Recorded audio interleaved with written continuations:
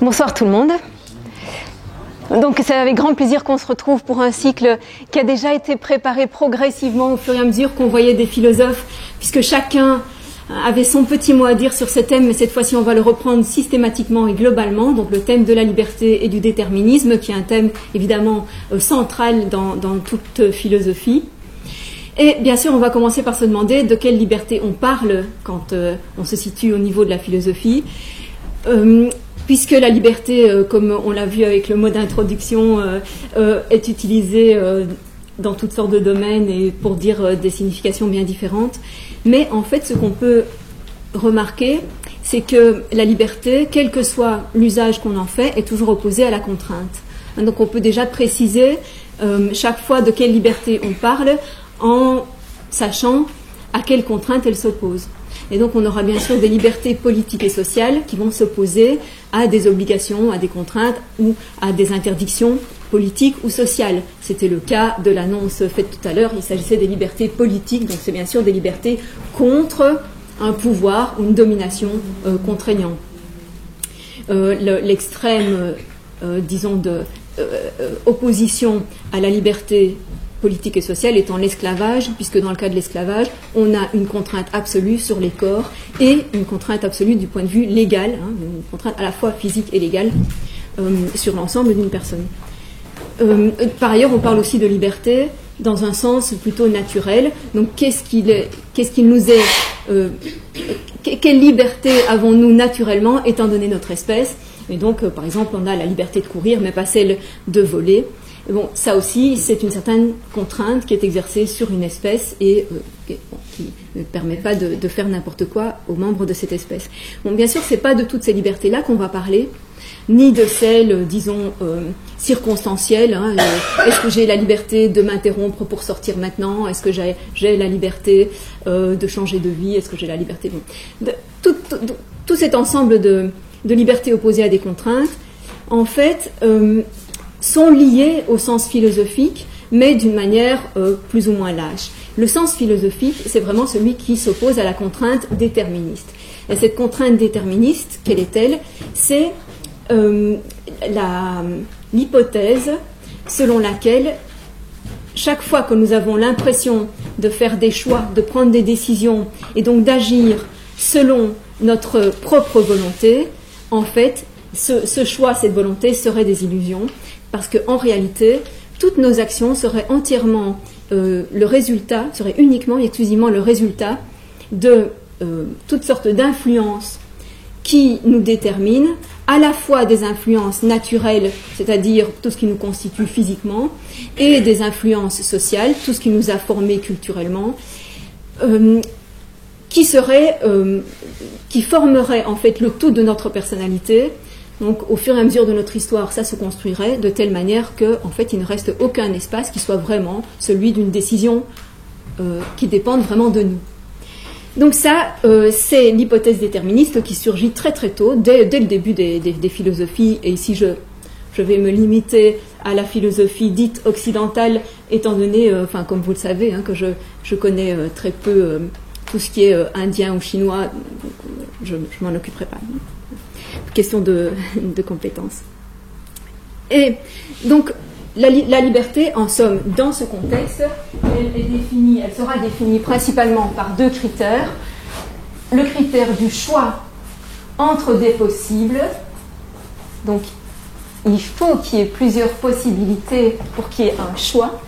Si, en fait, il n'y a de toute façon qu'une seule possibilité d'agir dans une circonstance donnée, il n'y a pas de liberté. Et il faut que ça dépende de nous. Alors, dépend de nous au sens où nous sommes vraiment la source de nos décisions. Je veux préciser en quel sens on entendra dans plusieurs philosophies cette notion de source. Mais le déterminisme, par conséquent, en quoi il s'oppose à ces deux critères? Eh bien, premièrement, il dit qu'il n'y a pas plusieurs possibles. Il n'y a que deux modalités du point de vue logique, deux modalités logiques, le nécessaire et l'impossible.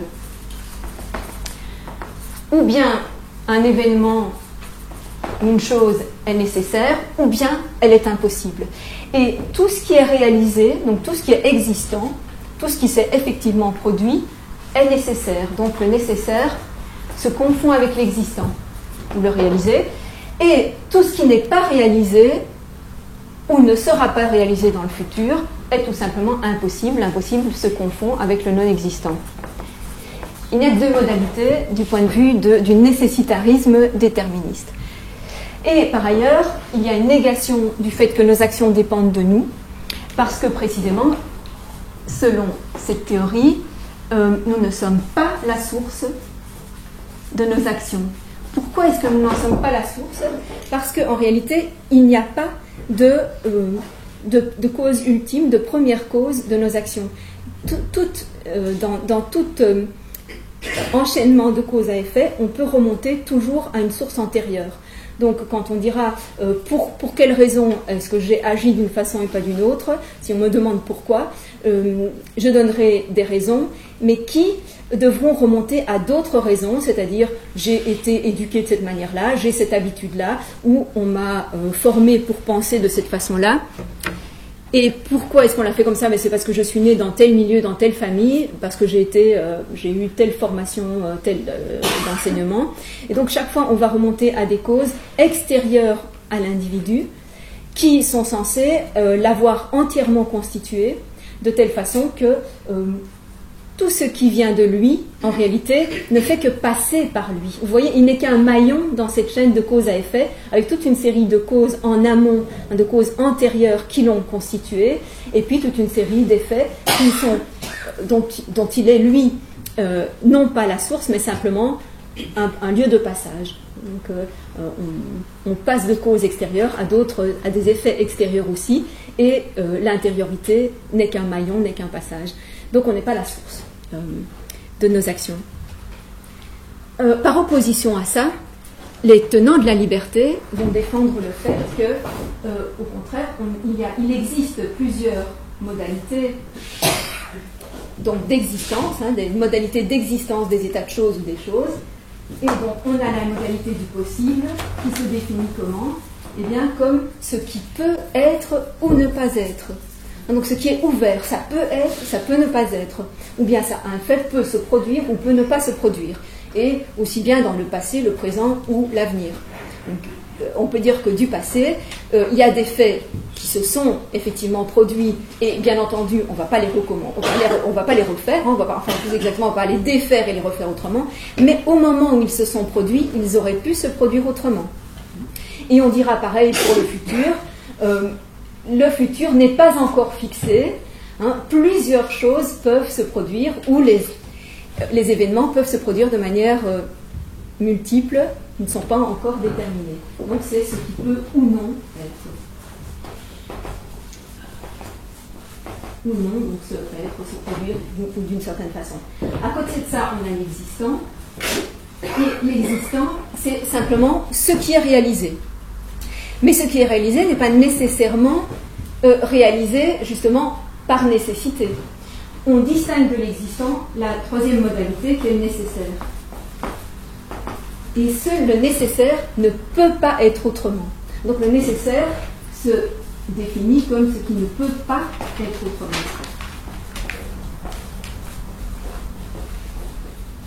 L'existant, c'est simplement ce qui est réalisé, mais qui aurait pu être autrement. Mais une fois qu'il est réalisé, évidemment, il ne va pas se défaire. Et ensuite, on a corollairement à la modalité du nécessaire, on a celle de l'impossible, qui en est simplement la négation. Mais pour l'impossible aussi, c'est ce qui ne peut pas être autrement. C'est impossible, donc tout simplement, ça ne va pas se réaliser. Et c'est vraiment la même nécessité que la nécessité affirmative, que ceci est tel que c'est, et l'impossible, ce ne sera jamais comme ça, parce que tout simplement, nécessairement, ça ne peut pas être comme ça. Donc, on distingue des modalités différentes. Et donc, on va voir un débat qui ressurgit à plusieurs moments dans l'histoire de la philosophie, un débat qui se situe vraiment au niveau logique. Est-ce que le possible est effectivement une modalité logique qui est à côté de l'existant et du nécessaire ? Alors, ce débat logique et ces modalités logiques reposent en fait sur le niveau qu'on peut appeler ontologique, le niveau de la causalité ontologique, donc c'est-à-dire au niveau vraiment du mode d'être des étangs. Est-ce qu'il y a des étangs qui sont vraiment une source causale qui n'est pas simplement la continuité d'un enchaînement précédent? Alors, j'ai souvent parlé, enfin, on trouve d'ailleurs très souvent cette expression de cause physico-chimique. Alors, c'est un peu problématique maintenant de parler de cause physico-chimique pour exprimer les enchaînements strictement nécessaires de cause et d'effet. Alors, pourquoi ça devient gênant? Parce que depuis la physique quantique, justement, on a l'habitude qu'en physique maintenant, il y ait des ruptures de cause et d'effet, qu'on ne sait pas en fait exactement quelle est la cause d'un certain effet, et par conséquent, on n'est plus dans ce type de causalité dans certains cas, et par conséquent, il ne faut plus utiliser cette expression. Mais disons, alors je propose d'utiliser l'expression de enchaînement nécessaire. Donc, quand on parle d'enchaînement nécessaire, il s'agit d'un type de causalité où si on a tel état de choses, nécessairement, il en résultera tel autre état de choses. Si P, alors Q, nécessairement. Ça ne pourra pas être autrement, c'est un type de nécessité qu'on trouve effectivement dans ce qu'on appelle dans la plupart de ce qu'on appelle les lois physiques, et qui sont donc qui se retrouvent de manière tout à fait régulière, prévisible. La prévisibilité est évidemment un indice, un signe du fait qu'on est dans un enchaînement nécessaire. Donc, du point de vue ontologique, le nécessitarisme suppose qu'il y a un seul type de causalité.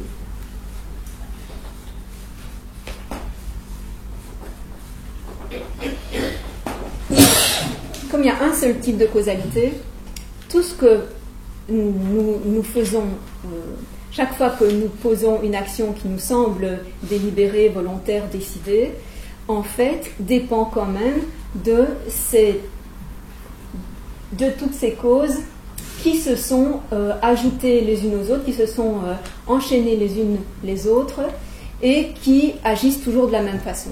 Donc on n'a pas de rupture de continuité entre les causes naturelles, les causes sociales et puis les causes psychiques individuelles.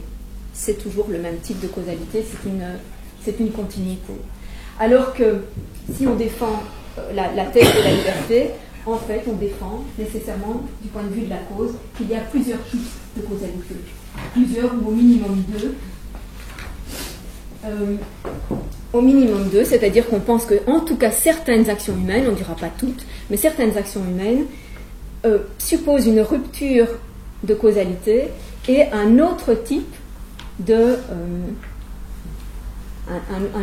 responsabilité de l'action. Donc l'individu sera responsable de ses actions parce que précisément il n'est pas une cause comme les autres. Et donc il n'est pas lui-même formé de causes comme les autres. Ça va se décliner de plusieurs façons. On va essayer de défendre, ceux qui défendent la liberté le font de manière bien différente. Mais donc toujours on distinguera dans un cas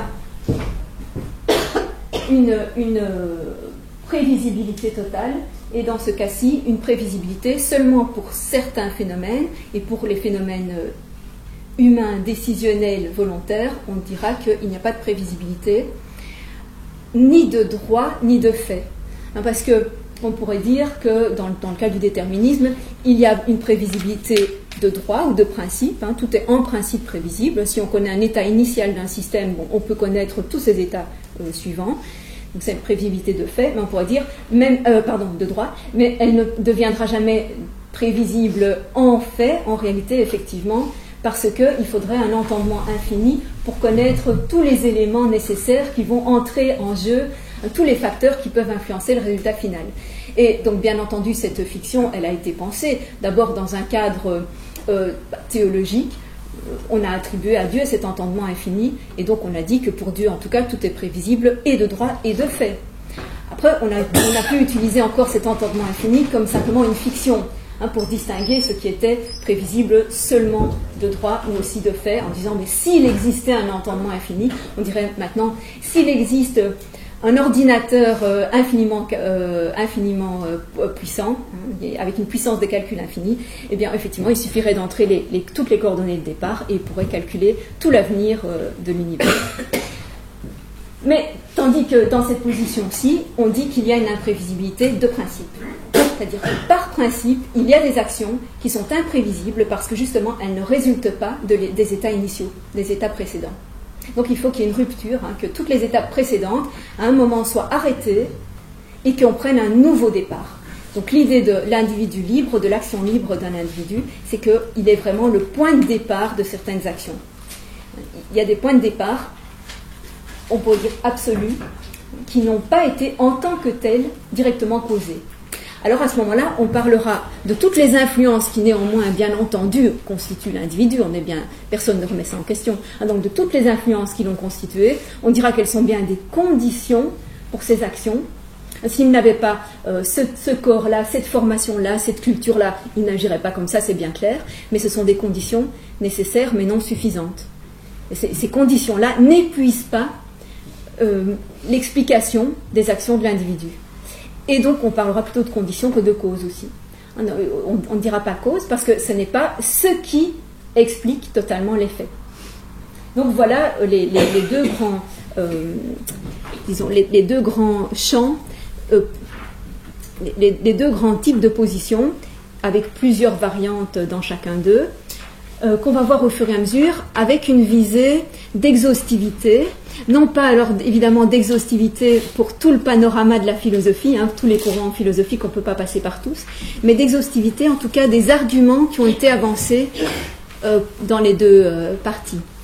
Parce qu'en fait on va voir que souvent les mêmes arguments reviennent, sous une forme parfois légèrement différente, mais les mêmes arguments reviennent. Et donc je vais me concentrer vraiment sur les étapes où des nouveaux arguments ont surgi, ou bien dans des cadres où il y avait de tels présupposés que les arguments devenaient différents à cause de certains présupposés, par exemple le cadre théologique.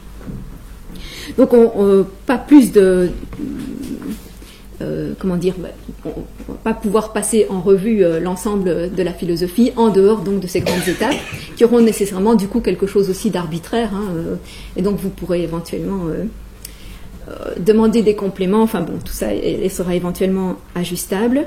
Alors quelques remarques encore de type général avant d'entrer dans le plan du cours. La question de la liberté, elle a souvent été posée dans le cadre de la question morale. C'est-à-dire qu'elle a souvent été liée à la question de la responsabilité des actes. Donc, pas d'un point de vue ontologique, pas pour mieux comprendre notre nature par rapport au reste des étangs, mais plutôt dans un cadre moral, c'est-à-dire pour dire, mais est-ce que les individus sont responsables de leurs actions et est-ce que par conséquent, ils sont considérés comme des sujets moraux, donc des sujets. Parce que, évidemment, sans liberté de choix, il n'y a pas de morale. Si l'individu n'a pas le choix de ses actions, on ne peut pas le blâmer, le récompenser, on ne peut pas considérer qu'il agit bien ou mal. Il agit simplement par nécessité. Il n'y a plus ni bien ni mal, il n'y a plus de morale. Donc il est vrai que bien souvent, la question a surgi dans un cadre moral pour garantir qu'il existe bien une morale. Et en fait, c'est aussi ce que critique Nietzsche. Nietzsche est vraiment celui qui a le plus, de la manière la plus véhémente, blâmé cette approche de la question en disant que les hommes ont toujours été considérés comme libres pour pouvoir être coupables. Donc on ne défendrait la liberté que pour pouvoir culpabiliser les gens.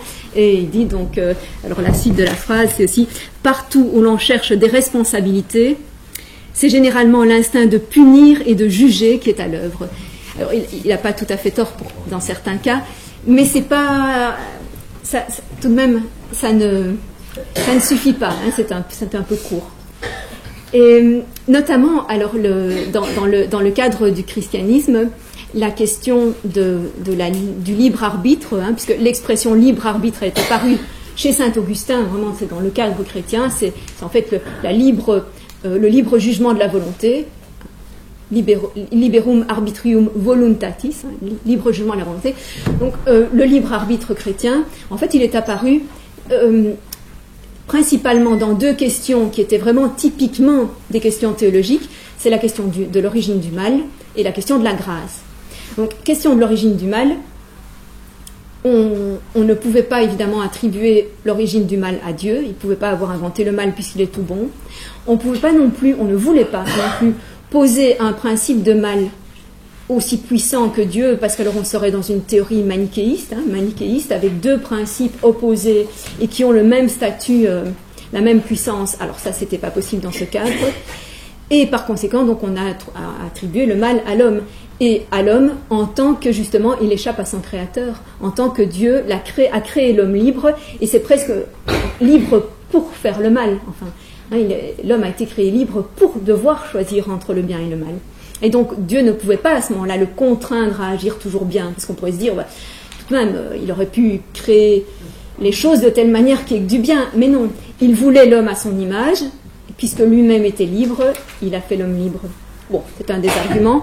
Et l'autre argument, c'était celui de la grâce. Il y a eu toute une querelle de la grâce dans les premiers, enfin, disons vers le 4e, 5e siècle chrétien. Et puis c'est revenu avec les jansénistes à l'époque moderne. Donc, c'est quoi la querelle de la grâce? C'est de savoir si Dieu accorde la grâce en récompense du mérite, donc en fonction des actions des individus, ou bien s'il l'accorde de manière tout à fait arbitraire, selon son bon vouloir, et indépendamment de ce qu'ont fait les personnes. Donc la grâce, c'est le fait d'être sauvé après la mort. Et l'introduction du libre arbitre est utilisée par saint Augustin pour défendre l'idée que la grâce n'est pas donnée en récompense des actions, mais que le libre arbitre est le signe qu'un individu possède cette grâce, a reçu cette grâce. C'est le signe qu'il a. Donc, si ses actions sont bonnes, c'est qu'il a la grâce. Si ses actions sont mauvaises, c'est qu'il n'a pas la grâce. Mais on ne fait que reculer la question, puisque après, on lui objecte, mais alors l'individu n'est pas responsable d'avoir reçu la grâce ou pas. Et c'est alors qu'il va, en dépit de tout, mais je vais y revenir à sa théorie, qu'il va, en dépit de tout, essayer d'apporter des arguments pour montrer qu'en même temps, il y a la liberté de choix, et en même temps, Dieu donne la grâce quand il le veut. Donc voilà un cadre, ici j'indique simplement le cadre dans lequel la question a surgi. Et donc c'est beaucoup plus compliqué que la simple question de juger et de punir. Et par ailleurs, encore une autre notion qui est extrêmement liée à celle de la liberté, c'est donc celle à laquelle je viens de faire allusion, la notion de volonté. Mais la notion de volonté est elle-même ambiguë, et du coup, elle a pu être utilisée dans des sens opposés dans ce débat. On a pu dire à la fois que la volonté est le signe de la liberté, parce que la volonté serait l'instance donc, qui permet de contrôler toutes nos influences extérieures et donc de se positionner librement par rapport aux influences ou aux désirs ou aux passions. Et on a pu au contraire dire que la volonté, c'était le signe de l'absence de liberté, parce que précisément, nous serions prisonniers de notre volonté. Le vouloir, ce serait justement ce qui nous contraint, ce qui nous emprisonne, et on ne pourrait pas s'en libérer. Et par ailleurs, on a pu aussi tout simplement dire que c'est à propos de la volonté que se pose la question de savoir si elle est libre ou pas. Donc il ne suffit pas de dire oui, il est évident que nous voulons, il faut savoir oui, mais ce que nous voulons, est-ce que nous en sommes responsables ou pas? Est-ce que nous sommes responsables de vouloir certaines choses plutôt que d'autres? Donc la question se pose à propos d'elle aussi. Et c'est comme ça que on verra comment, en même temps que différentes compréhensions de la liberté, sont aussi avancées différentes compréhensions de ce que c'est que la volonté. Bien entendu, toutes les philosophies qu'on va parcourir, on pourrait presque dire toutes les philosophies, reconnaissent qu'il n'y a pas de liberté absolue. Il n'y a pas une seule philosophie qui prétend une liberté absolue. Toutes reconnaissent qu'il y a des influences naturelles, biologiques, que nous avons une biologie qui ne permet pas n'importe quoi, et qu'il y a des influences sociales. Absolument toutes les philosophies le reconnaissent. Donc on va voir dans quelle mesure elles pensent que ces deux types d'influences sont suffisants pour rendre compte de l'ensemble des actions humaines, ou si on estime qu'il faut introduire un autre type de causalité. Et alors, je parlerai toujours des actions humaines. Pourquoi seulement les humains? Peut-être la question se pose de savoir pourquoi. Qu'est-ce qu'on dit en fait? Qu'est-ce que les philosophes ont à dire des autres animaux? Mais il n'est très très rarement fait allusion aux autres animaux dans la philosophie. Je pense principalement pour deux raisons. La première, c'est que les philosophes se sont surtout interrogés sur leur propre mode d'être. Ils ont surtout essayé de comprendre pourquoi ils avaient cette particularité parmi les animaux de penser, de s'interroger, de vouloir être à l'origine de leurs actions. Donc il y a cet intérêt qui est d'abord pour soi-même, les humains pour eux-mêmes. Et puis il y a aussi le fait que beaucoup de méthodes de recherche de réponse passent par l'investigation de soi-même. C'est-à-dire on essaie de penser qu'est-ce qui m'arrive à moi, qu'est-ce qui se passe en moi quand je pense que je décide, quand j'essaye de décider. Qu'est-ce qui se passe en moi? Donc on s'analyse soi-même. Comment faire ça à propos d'un autre animal? Comment essayer de projeter ce qui peut bien se passer dans sa tête à l'animal quand il essaye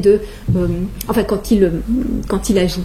Donc je pense que c'est principalement pour ces deux raisons-là qu'on parle assez peu des autres animaux.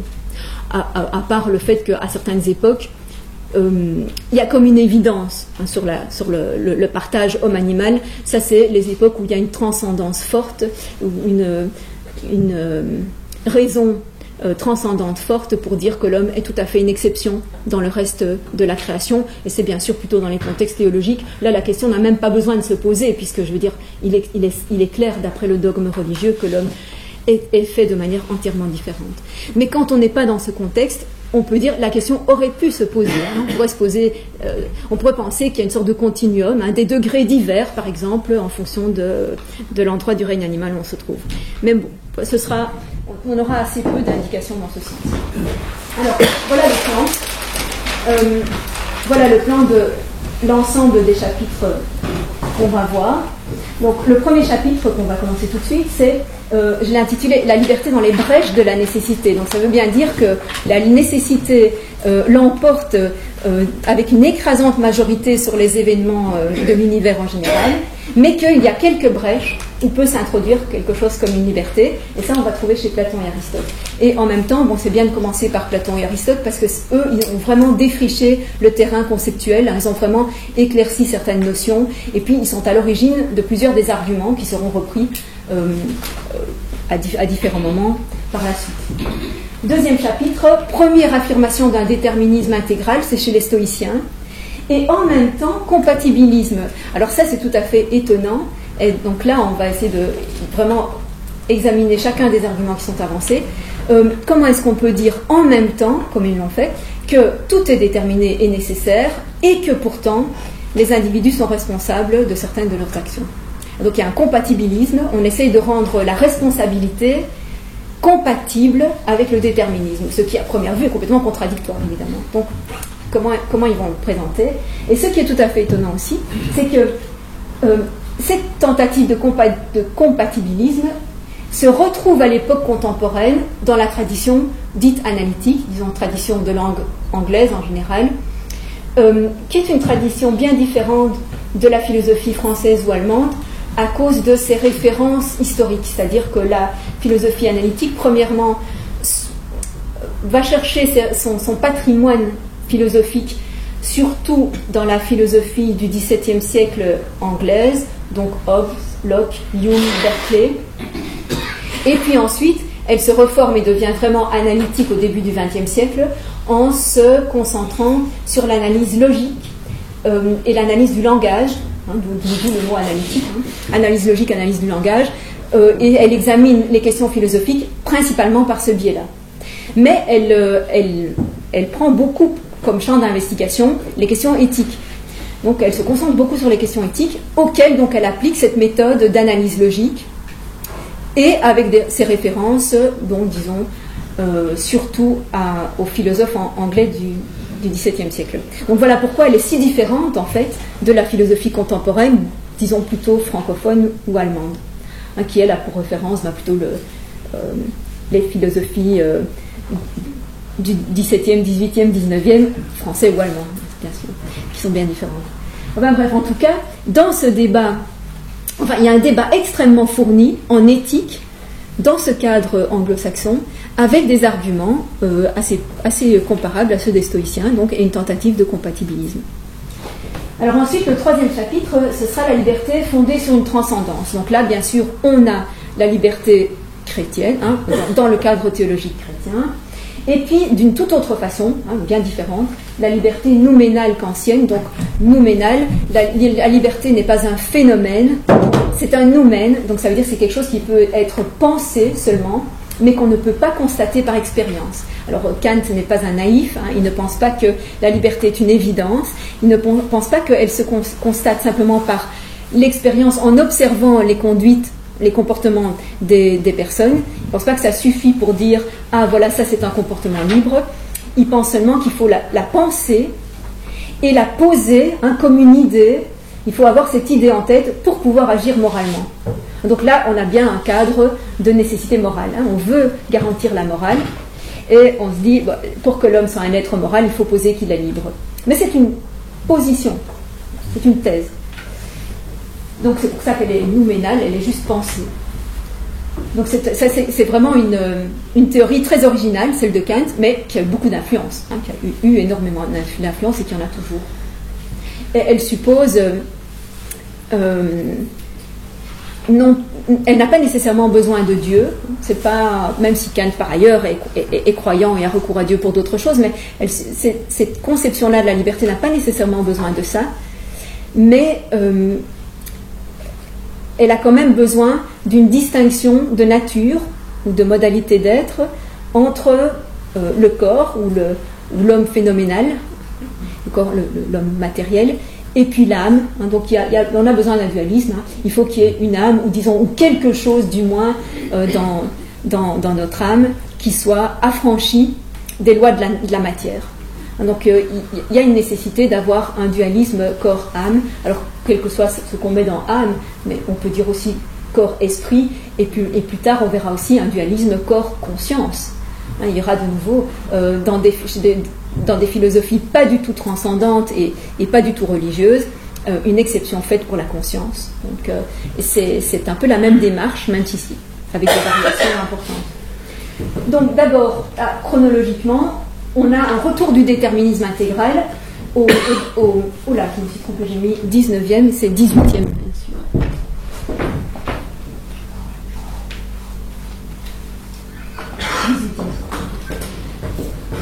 Donc on a de nouveau un déterminisme intégral chez les matérialistes du XVIIIe siècle, donc principalement d'Holbach, Helvétius.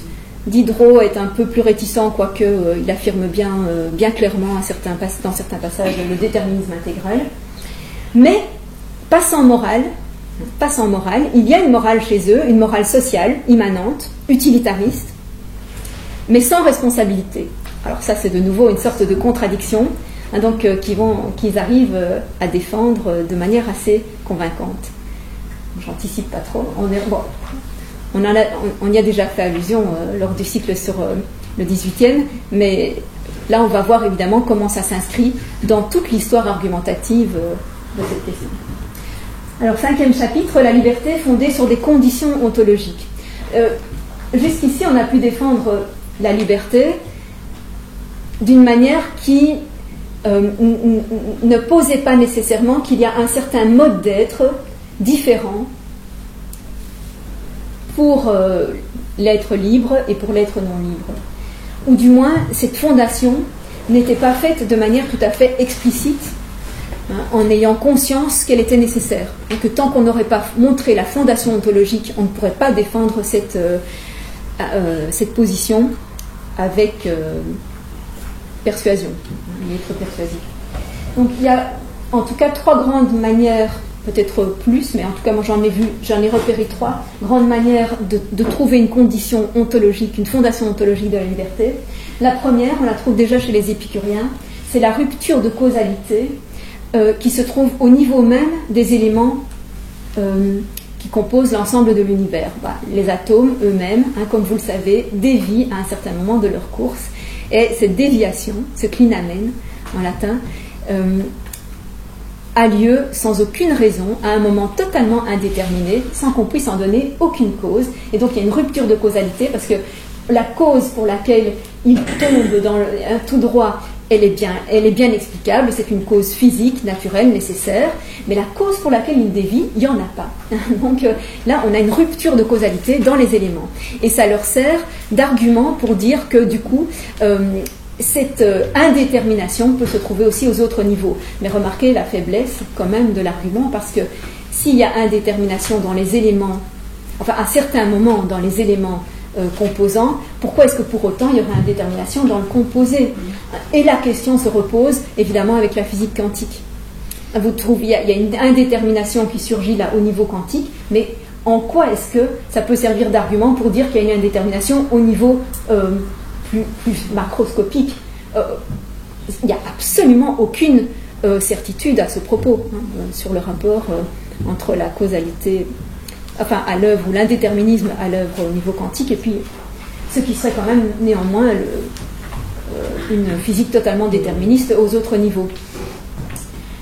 Une deuxième manière, c'est le mode d'être de la conscience. Donc comme je l'avais dit, c'est surtout dans la phénoménologie existentielle, donc surtout chez Sartre le plus évidemment, il y aura une fondation de la liberté dans l'être même de la conscience, mais on peut déjà en trouver, disons, avec moins d'insistance et moins de volonté de la prouver, mais on peut déjà la trouver dans le reste de la phénoménologie, donc Husserl, Heidegger. Et puis, une position assez originale, celle de Castoriadis, donc ça va me permettre de revenir un peu à Castoriadis, qui propose une double fondation, en fait, d'une part, dans si on prend toutes les régions des étangs, donc de l'ensemble des choses de l'univers, dans l'ensemble des choses de l'univers, il y a certains types de choses qui sont indéterminées. Alors, pour une série de raisons qu'il explique. Et donc, il y a de l'indétermination qui se trouve dans les étangs.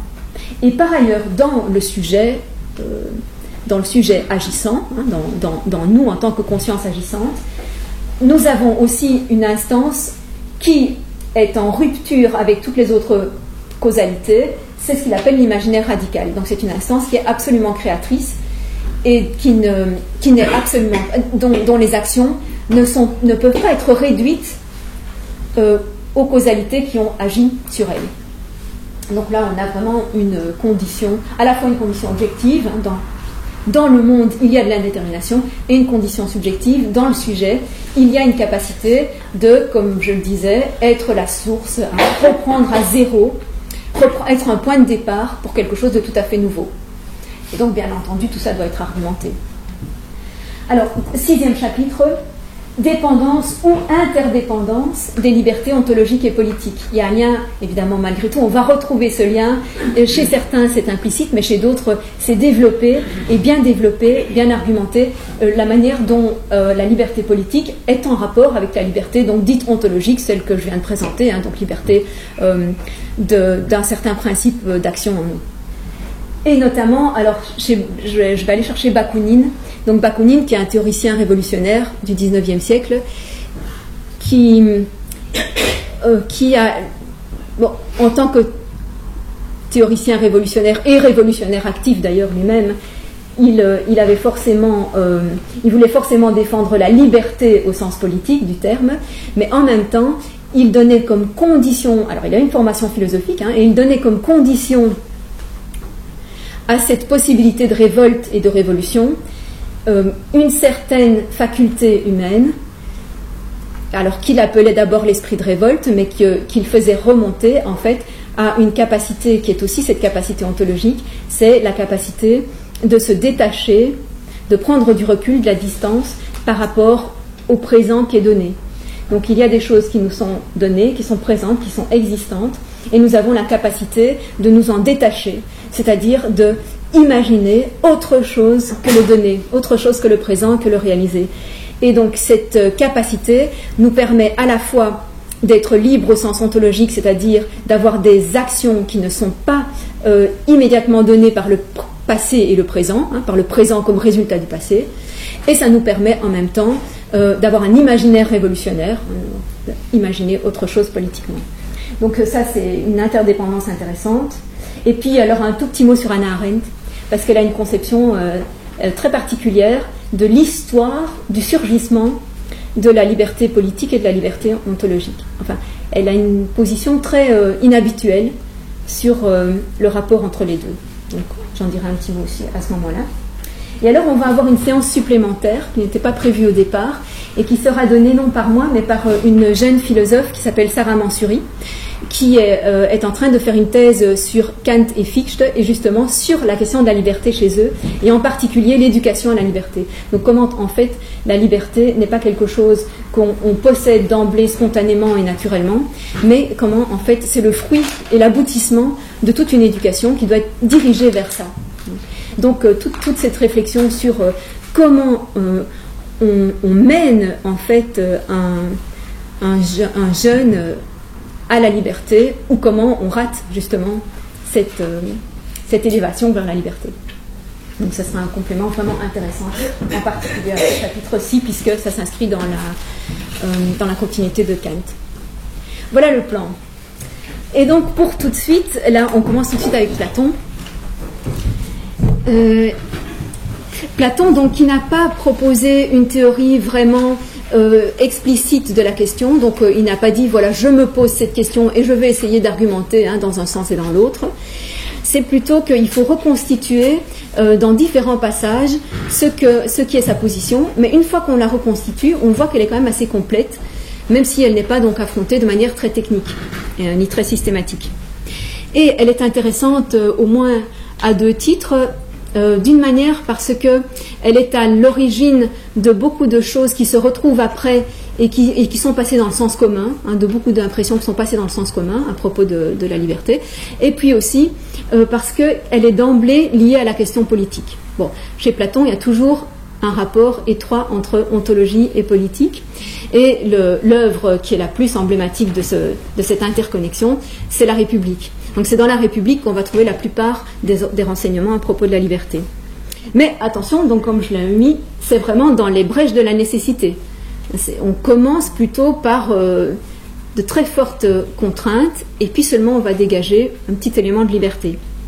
Donc comment est-ce que se fait cette interdépendance dans l'ouvrage La République entre ontologie et politique? Enfin, pour en tout cas la question qui nous occupe, c'est de deux manières. Une manière, c'est Platon établit, comme on le sait, un parallélisme entre les éléments d'une cité, on peut dire d'une société, ce qu'ils appellent cité, en gros c'est l'institution sociale, donc entre les éléments d'une institution sociale et les éléments qui composent un individu.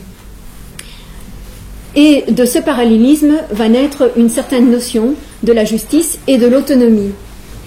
Et donc donc la liberté va être définie comme autonomie pour la première fois, de manière qui anticipe évidemment ce qui va être fait avec insistance par Kant.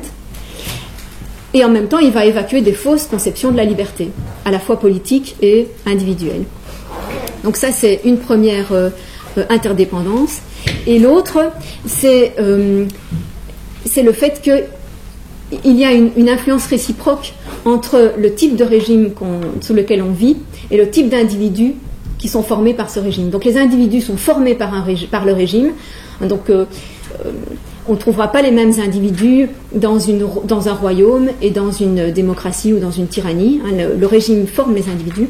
Mais à l'inverse aussi, les individus forment le régime, parce qu'on ne pourra pas imposer n'importe quel régime à n'importe quels individus. Si on a des individus qui sont foncièrement démocrates, on ne leur imposera pas une tyrannie. Si on a des individus qui sont foncièrement tyranniques, on ne leur imposera pas une aristocratie, etc. Enfin, ou du moins, on aura du mal, ça prendra du temps. Il faudra d'abord les transformer, justement. Donc, il y a une influence réciproque, et ça pose alors toute la question de l'éducation qu'il a assez longuement développée. Mais d'abord, en ce qui concerne la première correspondance, on peut être un peu plus précis.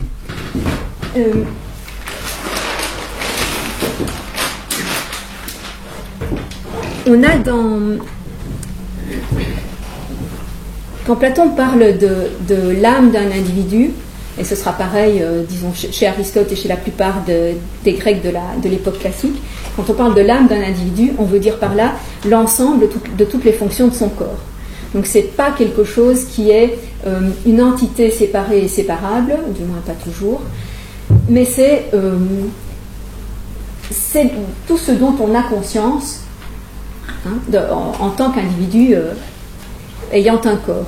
Donc cette âme est composée à la fois des fonctions strictement biologiques du corps, donc ça, on aurait une âme nutritive, si vous voulez, hein, ou une âme végétative, bon, qui comprend toute la physiologie. Et puis on a toutes les fonctions sensorielles, tout ce qui, par les sens, nous met en contact avec le monde extérieur, et aussi associé à la sensibilité, il y a toute la question du plaisir et de la douleur, donc de tout ce dont on a conscience, hein, c'est pour ça que ça s'appelle l'âme. Donc les sens sont considérés comme des fonctions de l'âme, même si évidemment ce sont aussi des fonctions du corps. Et puis il y a toute la partie de l'âme qui est intellectuelle ou morale, hein, donc, qui pose des fins, des valeurs, etc. Et donc Platon divise, comme on sait, en 3 parties cette âme humaine. On a les désirs biologiques, on a les désirs nobles. Alors noble, entre guillemets, c'est la manière dont on peut le mieux décrire ces passions qui sont très déterminées socialement. C'est la passion des honneurs, d'avoir de l'honneur, du prestige, de la reconnaissance sociale, mais c'est aussi ce qui fait qu'on a de la fierté, de l'orgueil, de la colère, dans la mesure où cette dignité est menacée. Bon, donc c'est l'ensemble de ces passions-là, qu'en grec on appelle le thumos. Et puis on a bien sûr l'instance directrice. L'instance directrice qui est, je ne vous apprends rien, le logos. Le logos, bon, j'ai toujours envie de garder le mot grec parce que, bon, bien sûr, on peut traduire par raison, mais alors il faut inclure dans la raison toute l'extraordinaire richesse du mot logos. Donc, logos, c'est d'abord le langage. Hein, donc, les êtres humains étant les seuls à posséder un langage symbolique, hein, strictement symbolique au sens de conventionnel, capable de dire des abstractions, de formuler des raisonnements. Et donc, par là, on arrive au deuxième sens de logos, le raisonnement. Et puis on a le troisième sens qui est la faculté qui produit les raisonnements, donc la raison en tant que ce qui produit les raisonnements, et ce aussi bien dans le domaine théorique que dans le domaine pratique. Donc on a un raisonnement théorique, c'est-à-dire le raisonnement de connaissance, hein, d'investigation, de recherche scientifique, et on a le raisonnement de type pratique, c'est-à-dire par rapport aux actions. Et c'est là qu'intervient la notion donc de délibération, en vue de prendre une décision, la notion de poser des fins, des motivations à nos actions. Et on voit bien qu'une action est différente si elle obéit simplement à un désir biologique, j'ai faim, je mange. Hein, si elle obéit à un désir dit noble ou disons socialement reconnu, hein, j'ai un désir de gloire, je vais faire un exploit. Et si cette action est motivée par le logos, elle obéira donc davantage à des valeurs qui sont réfléchies et qui sont posées après raisonnement, après réflexion. Mais pour Platon, donc, ce qui est important, c'est que un individu, c'est bien l'ensemble des trois. Une âme complète, c'est bien l'ensemble des trois. Quand je dis « je désire manger », le « je » est le même que quand je dis « je pense à l'être de l'essence ». C'est le même « je », hein, c'est bien la même personne. Donc la personne complète, elle doit absolument posséder un équilibre, elle doit absolument arriver à un équilibre pour être heureuse et épanouie. Et par conséquent, il ne s'agit pas que la partie directrice réfrène jusqu'à les étouffer, ces deux désirs-là. Simplement, elle doit donner à chacune des deux autres parties leurs limites acceptables. Donc, l'éducation au désir, ça va être une éducation où on apprend à donner sa juste place à chacun des désirs. Et en distinguant notamment tout ce qui est naturel et nécessaire, qu'il faut évidemment satisfaire, et tout ce qui est non naturel et non nécessaire, qu'il ne faut pas satisfaire. Donc c'est pour ça que dans l'éducation, on va avoir d'abord au départ, comme le logos des petits-enfants est encore très peu développé, on va avoir au départ une contrainte plus grande, mais une contrainte qui doit mener progressivement à l'auto-contrainte, et c'est comme ça qu'on arrive à la notion d'autonomie. Puisque, auto-contrainte et autonomie, c'est se donner à soi-même sa propre loi, donc il y a bien l'idée qu'il faut une loi. Mais ce qu'il faut, c'est que la loi qui est d'abord extérieure, par rapport à l'enfant, devienne intérieure et devienne sa propre loi. Hein, c'est pas seulement qu'il s'agit d'intérioriser les injonctions qui viennent de l'extérieur, c'est qu'il faut les transformer et les faire siennes. Il faut qu'elles deviennent propres. Donc en fait, l'équilibre de ces trois parties arrive à nous donner l'autonomie. Et donc cette tripartition, elle est parallèle à la tripartition d'une société entre producteurs, entre les trois classes qui sont la tripartition indo-européenne, hein, ça dépasse de loin Platon tout ça. Hein. Donc producteurs, guerriers et dirigeants ou prêtres, bon, parfois on ajoute prêtre. Platon il ajoute philosophe. Et donc là aussi, en fait, ce qu'il faut, c'est qu'il y ait un équilibre d'une telle façon que chacun soit à sa juste place. Il faut que chacun soit à la place qui est faite pour lui. Et pour que chacun soit à la place qui est faite pour lui, Platon a des recommandations tout à fait étonnantes en matière d'éducation. Il dit que si on veut vraiment la justice, et lui c'est sa préoccupation première, si on veut vraiment la justice, alors il faut enlever les enfants à leurs parents, parce que sinon, avec le hasard de la famille dans laquelle on tombe, il n'y a pas de justice. C'est pas juste que les uns vont tomber sur des bons parents et les autres des mauvais parents. C'est pas juste. Donc il faut les retirer à leurs parents et les éduquer tous, les faire éduquer tous par des personnes tout à fait formées pour le faire le mieux possible et pour donner la même chose à tout le monde, sans préférence. Et ces formateurs, justement, ils vont avoir principalement la charge de repérer chez les enfants ce qu'ils ont comme qualité naturelle. Est-ce qu'ils apprennent facilement? Est-ce qu'ils apprennent facilement aussi les relations sociales? Donc, est-ce qu'ils sont assez éducables, hein, donc enseignables et éducables? Et puis, en fonction de leur aptitude naturelle, donc Platon reconnaît qu'il y a quelque chose d'inné, hein, en tout cas au sens d'une capacité, d'une disposition innée, ça, il pense que c'est incontournable, mais qu'il s'agira alors de la repérer le plus tôt possible pour pouvoir personnaliser alors l'instruction, donc donner à ceux qui en ont besoin plus de stimulation, ou au contraire les diriger vers ce qui leur convient le mieux. Et alors ce sera juste. C'est-à-dire que si ça correspond à leur disposition innée et à la manière dont ils sont capables de réagir à un enseignement, qui est le même pour tous au départ, alors c'est juste de dire qu'ils vont accéder, ils vont continuer, on va les pousser à continuer dans ce pourquoi ils sont bons. Et donc la place alors de chacun sera juste. Pourquoi il dit tout ça? Mais parce que, alors il pense que la société sera tout entière heureuse si chacun accomplit la fonction pour laquelle il est bon et est à sa juste place. Et donc c'est là le parallélisme, l'équilibre entre ces trois fonctions nécessaires d'une société et entre ces trois fonctions nécessaires d'un individu. L'équilibre est le même, et donc on peut dire aussi qu'une société où l'équilibre est très bien organisé entre tous les membres de la société est une société autonome. Elle se donne à elle-même sa propre loi par l'intermédiaire de quoi? De son instance dirigeante. Hein, il n'en reste pas moins que c'est le dirigeant qui va faire les lois. Mais c'est la même chose que chez nous, dans un individu. Là aussi, l'individu est autonome par l'intermédiaire de sa fonction directrice. C'est parce qu'il a une fonction directrice que les deux autres parties peuvent recevoir leur juste place.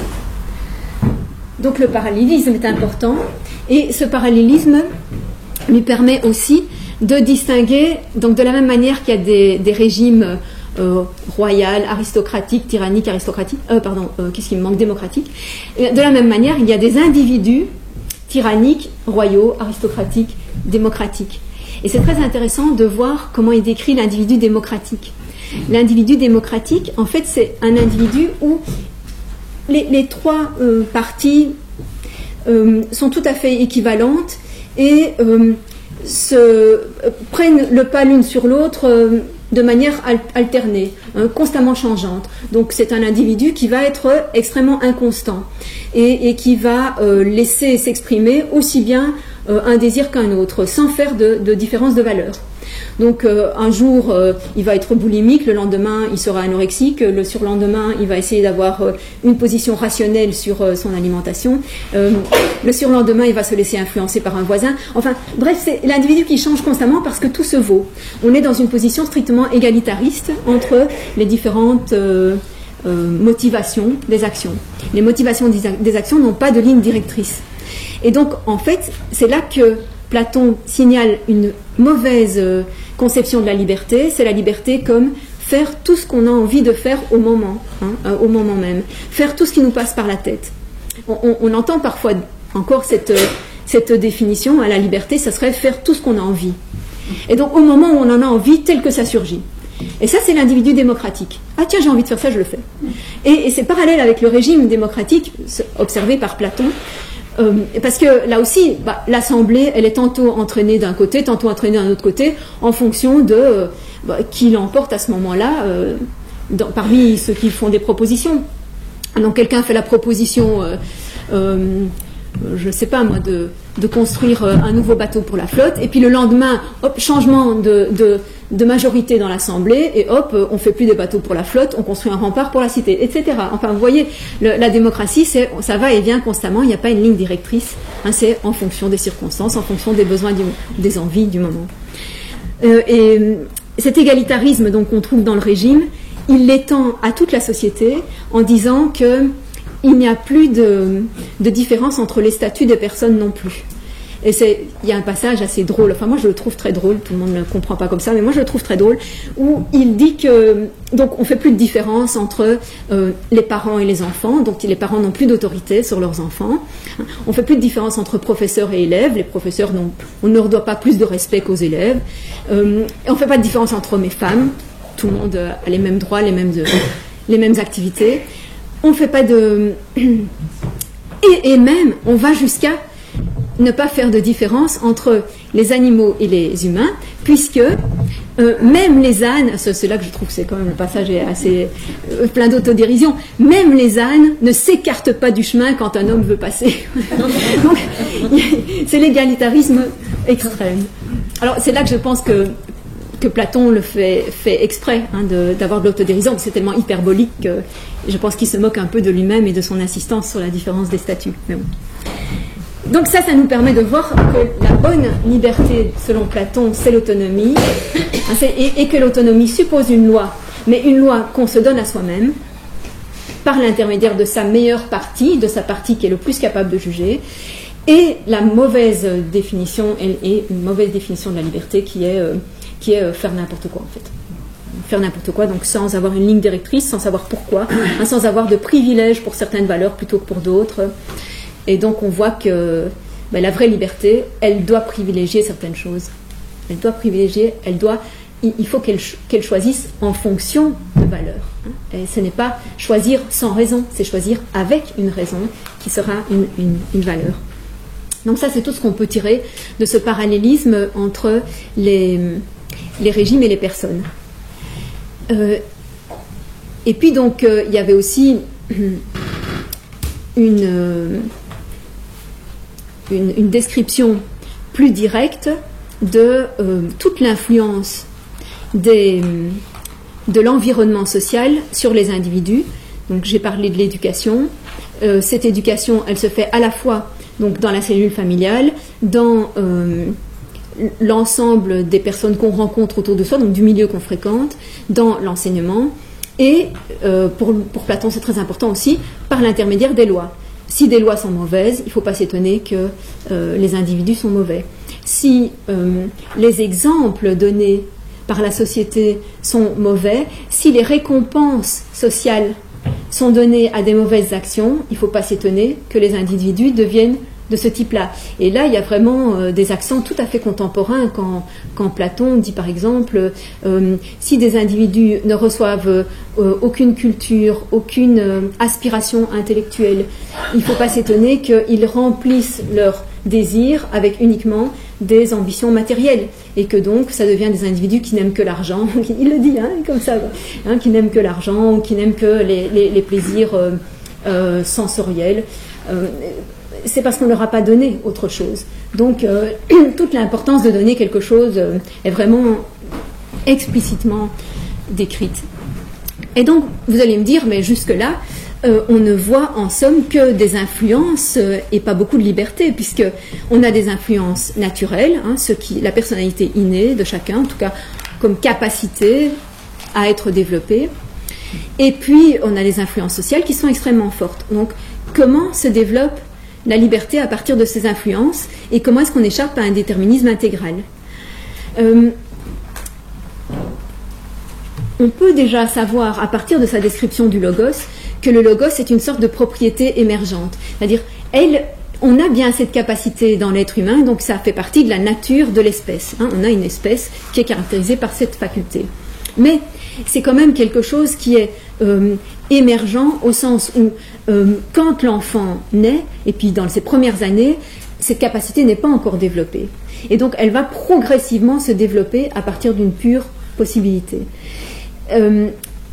Donc au départ on a une causalité, pour reprendre l'idée de la continuité dans les causalités. Au départ on a une causalité extérieure qui s'exerce sur l'enfant. On va lui donner des habitudes qui seront bonnes ou mauvaises, et donc il va agir simplement par habitude, c'est-à-dire directement en imitant les influences extérieures ou en se pliant aux influences extérieures.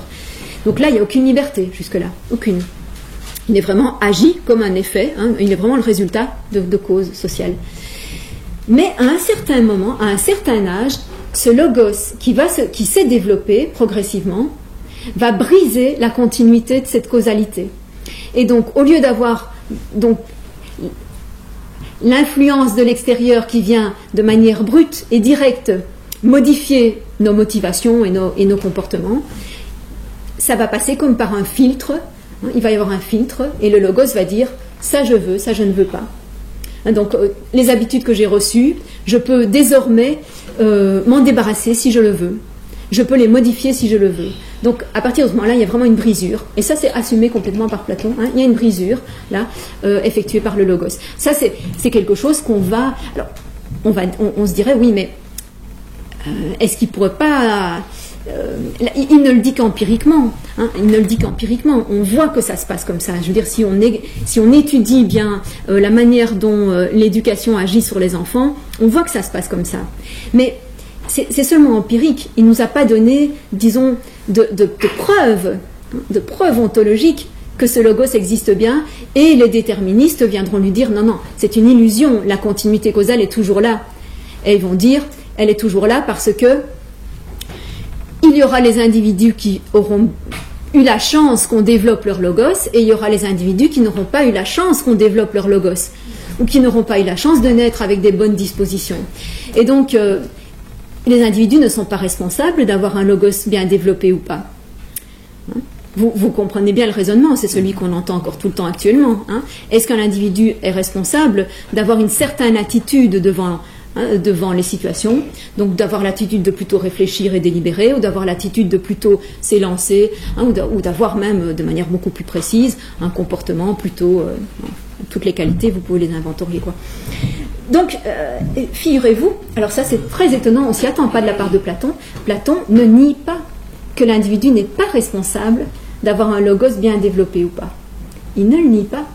Il ne met pas la responsabilité individuelle à ce niveau-là. Effectivement, ça dépend de la nature et de l'éducation. Et l'individu n'est pas responsable. Mais où alors place-t-il la responsabilité ?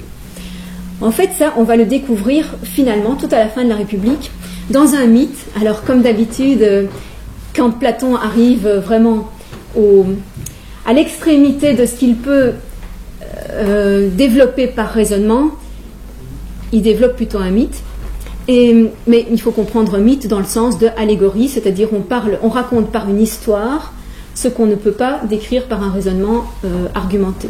Donc c'est pas au sens d'une légende comme la mythologie, bon, c'est pas dans ce sens-là. C'est vraiment une allégorie. On invente une histoire qui, de manière imagée, nous dit ce qu'on veut essayer d'expliquer. Et ce mythe s'appelle le mythe d'Air, Air de Pamphylie. Donc Air, c'est un guerrier, c'est un soldat qui a été blessé sur le champ de bataille et qui a été tenu pour mort. Donc il avait tous les aspects du mort, et il est resté pendant plusieurs jours. Enfin, je ne sais pas combien de jours on peut rester avant qu'on vous mette sur le bûcher funéraire, mais en tout cas, avant d'être mis sur le bûcher funéraire, il s'est réveillé en fait sur le bûcher.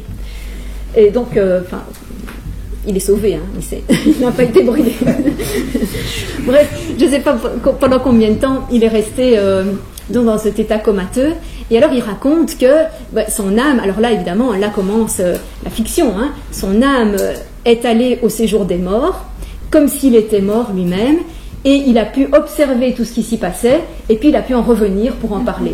Donc là, bien entendu, Platon sait bien que ça n'est pas possible, et on a bien compris que c'était une image, hein, une allégorie pour essayer d'expliquer ce qu'on veut dire.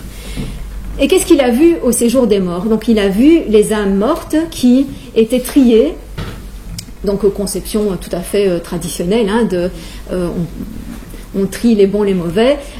Ceux qui ont bien agi vont être récompensés, et ceux qui ont mal agi vont aller dans un autre endroit où ils recevront toutes sortes de supplices infernaux. Et ensuite, il les a vus revenir. Chacune passe 1000 ans. Enfin, il n'a pas vu les mêmes qui revenaient, parce qu'il n'a pas passé 1000 ans là-bas. Donc, il a vu celles qui revenaient, donc ou bien d'avoir passé leur temps de récompense, ou bien leur temps de châtiment. Et à ce moment-là, en fait, elles vont se réincarner. Donc Platon, alors là, on pense que quand même, il semble bien qu'il croyait à l'immortalité, enfin qu'il croyait à l'immortalité de l'âme, c'est assez probable. Peut-être un petit peu moins probable qu'il croyait à la réincarnation, mais enfin bon. En tout cas, il le raconte comme si les âmes se réincarnaient. Et elles peuvent choisir en quoi elles vont se réincarner. Donc là se trouve la responsabilité et le choix. Elles peuvent choisir en quoi elles vont se réincarner. Et elles peuvent choisir même que ce ne soit pas dans un humain. Donc elles peuvent choisir le type, l'espèce d'animal, ou même de plante. Elles peuvent même se réincarner en plante. Elles peuvent choisir, si c'est un animal, son sexe. Et elles peuvent choisir, si c'est un humain, la condition sociale. Donc elles peuvent choisir d'aller dans une famille riche, pauvre, esclave, au pouvoir, enfin tout ce qu'on veut. Elles peuvent tout choisir. Mais ce qu'elles ne peuvent pas choisir, c'est leur caractère. Parce que, dit Platon, leur caractère va résulter justement de toutes ces conditions-là. Va résulter donc du fait qu'elles vont être un homme ou une femme, qu'elles vont naître dans telle ou telle famille, et aussi, elles peuvent aussi choisir leur constitution physique. Donc, est-ce qu'elles vont être quelqu'un de très fort, en bonne santé, ou bien quelqu'un de plutôt chétif et fragile? Voilà. Tout ça, elles peuvent choisir aussi. Alors, on a l'impression qu'ils vont toutes choisir la même chose. Hein. On veut tous être riches, beaux, forts. Eh bien non, pas du tout. Et quels vont être leurs critères de choix? Leur critère de choix dépendra essentiellement de leur vie antérieure, des souvenirs qu'elles ont de leur vie antérieure et des leçons qu'elles en ont tirées. Et là, Platon, il donne toutes sortes d'exemples avec des héros de la mythologie, des héros traditionnels. Et par exemple, il dit que Orphée qui s'est fait déchiqueter par des femmes, veut se réincarner en cygne pour ne plus jamais avoir affaire aux humains. Et puis, donc son choix est déterminé, en somme. Hein. On voit que son choix est déterminé par ce qu'il a vécu. Ulysse veut se réincarner simplement dans l'homme le plus banal, le plus commun. Il veut surtout plus qu'il lui arrive toutes les mésaventures qui lui sont arrivées. Donc, chacun choisit, voilà, en fonction de ce qu'il a déjà vécu. Et Platon dit, mais il y a quand même une différence entre ceux qui ont, dans leur vie antérieure, réfléchi à l'influence de la condition sur le caractère et ceux qui n'y ont pas réfléchi. Et donc il dit, des âmes qui ont été récompensées parce qu'elles ont fait le bien toute leur vie, mais qui en fait ne l'ont fait que par habitude, parce qu'elles avaient été élevées de manière très, très stricte pour le faire, eh bien celles-là, elles se sont parfois précipitées sur de mauvais choix. Par exemple, sur le choix de devenir un tyran. Parce qu'elles pensaient que c'est l'homme qui domine le plus, il a tout ce qu'il veut. Et donc, parce que justement, comme elles n'ont agi bien que par habitude, en fait, elles ne sont pas formées à la décision de savoir qu'est-ce qui fait qu'une personnalité est bonne et agit bien. Elles n'ont pas été formées à ça. Et donc, elles ont fait le mauvais choix. Et après, elles le regrettent. L'âme que le guerrier voit choisir la tyrannie le regrette immédiatement quand elle apprend qu'elle va devoir manger ses propres enfants. Enfin, la vie du tyran est toujours décrite de manière abominable par Platon. Mais les âmes qui ont réfléchi aux conditions, elles sont beaucoup plus prudentes. Et donc, elles savent ce qu'il faut comme milieu pour développer au mieux leur projet. quel projet est-ce que j'ai pour ma vie, de quelle manière est-ce que je veux réaliser mon bonheur, et en fonction de ça, je vais choisir le milieu où je veux aller, celui qui développera le mieux possible mon bonheur. Et ce ne sera pas nécessairement aller chez les riches et les dominants. Personnellement, mon projet, je ne pourrais pas le réaliser chez les riches et les dominants. Et donc, justement, hein, on ne choisira pas tous la même chose. Donc là, il y a une véritable liberté de choix, en tout cas pour celui qui a réfléchi précédemment aux conséquences de son choix. Et donc on peut dire, et j'en viens à la conclusion là sur Platon, on peut dire en conclusion que on voit bien qu'il y a une très très forte nécessité et contrainte sur les individus, hein, qu'il y a très peu de responsabilité chez eux, puisqu'ils sont vraiment façonnés par leur milieu et leur éducation, qu'ils sont en plus contraints naturellement, ils reçoivent leur disposition naturelle de ce choix, hein, que leur âme a fait pour se réincarner. Et ça, je pense d'ailleurs qu'on peut dire que c'est une manière pour Platon de justifier le hasard de la naissance. Platon est tellement préoccupé par l'idée de justice que je pense qu'ici c'est aussi une manière pour lui de dire la naissance est juste puisque l'âme a choisi. Donc si vous êtes né dans une famille d'esclaves, ne dites pas que votre sort est injuste. C'est votre âme qui l'a choisi. C'est pour une certaine raison qu'elle s'est réincarnée là. Et donc si on se dit ça, qu'est-ce que ça change ? Ça change qu'on peut se dire je vais utiliser au mieux ce statut-là.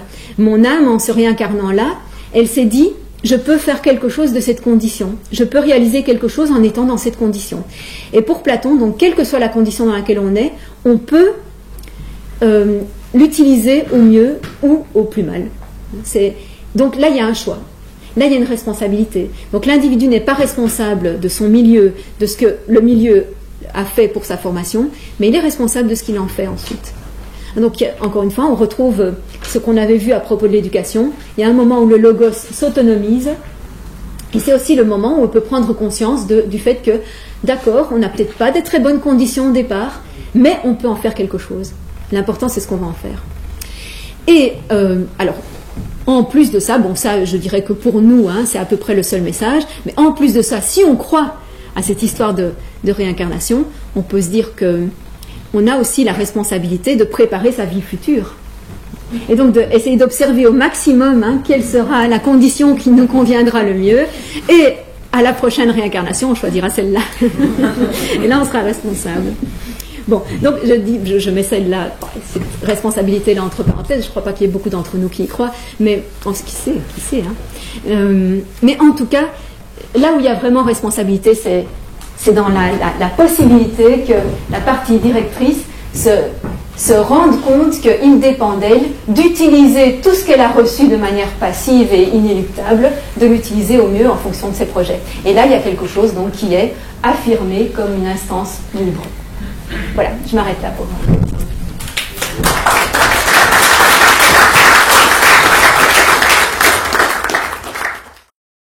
Je vais simplement poser la question suivante. Le logos, c'est une chose, c'est le développement, l'interprétation, enfin ce qu'on peut en tirer pour être dans les conditions d'autonomie, c'est ça. Mais par contre, il y a quand même une base de déterminisme. Bien sûr.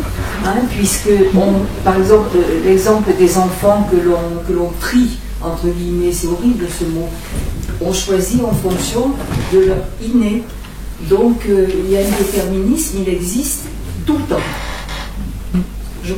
Moi, je comprends ça et je pense qu'effectivement, il n'est qu'au niveau, je suis de cet avis, en disant que le déterminisme n'est qu'au niveau de l'inné et pas de l'acquis. Pour moi, c'est une confirmation.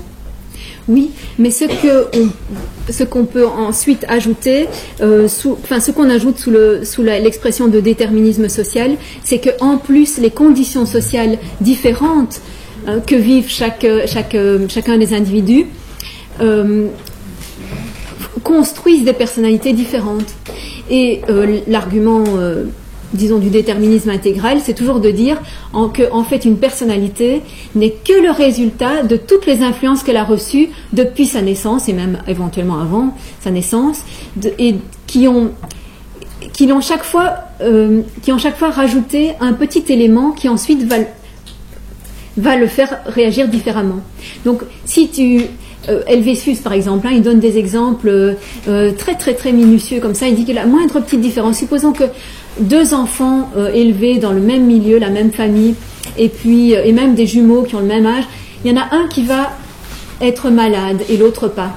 Pendant le temps où celui-là sera malade, il va rester enfermé dans sa chambre, il va commencer à lire. Pendant ce temps-là, l'autre sera dehors à jouer. Ils vont commencer à diverger. Et d'une toute petite différence, peuvent naître alors des différences beaucoup plus grandes parce que ça va s'accumuler, ça va se renforcer, etc. Donc c'est ça qu'il appelle un déterminisme.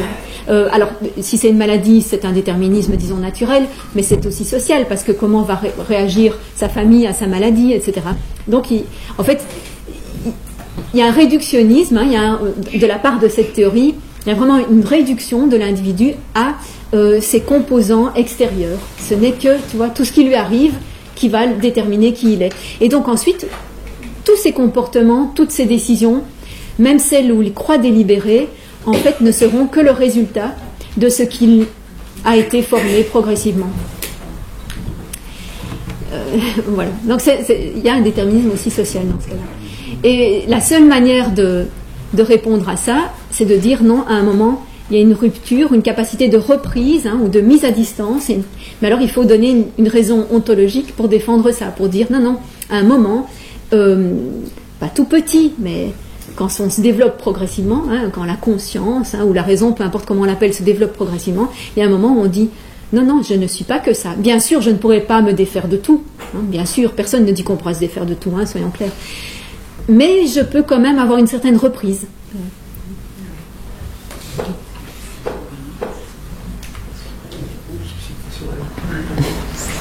Le soldat qui devient tyran, il sait qu'après il apprend qu'il va devoir manger ses enfants. Ça veut dire qu'en fait pendant toute sa vie, tous ces actes sont déjà déterminés à l'instant où il va choisir son personnage.